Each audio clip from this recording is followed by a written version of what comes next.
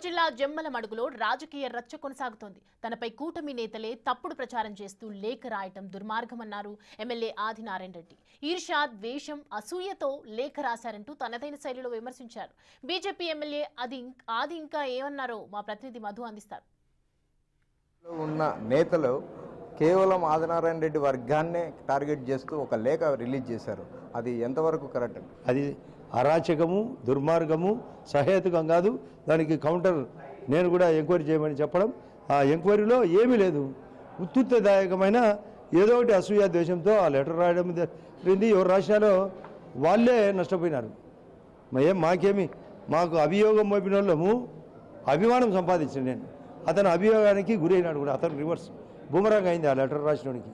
Sir, ఫైనల్గా నిన్న దస్తగిరి ఏదైతే వివేకానంద రెడ్డి హత్య కేసులో అప్రూవర్గా మారారో దస్తగిరి ఫిర్యాదు మేరకు 4 పైన కేసు నమోదు చేశారు. ఇంకా ఎవరైనా ఉండారంటావా అటువంటి వారు? ఇది లోతైన కుట్ర. దస్తగిరిని అడిగితే తెలుస్తుంది. ఇది అసాధారణంగా జరిగింది. దస్తగిరి చెప్పే ప్రకారం ఇంకా జరిగింటుంది. ఎందుకంటే చిత్రహింసలు పెట్టి చంపడం జరిగింది. వివేకం సినిమాలో ఎలా జరిగిందని చాలా వరకు చూపించినాడు. కాబట్టి ఆ పాల్గొన్న ఎర్రగంగిరెడ్డినో దస్తగిరినో ఉమామహేశ్వరరెడ్డినో వాళ్ళని అడిగితే తెలుస్తుంది.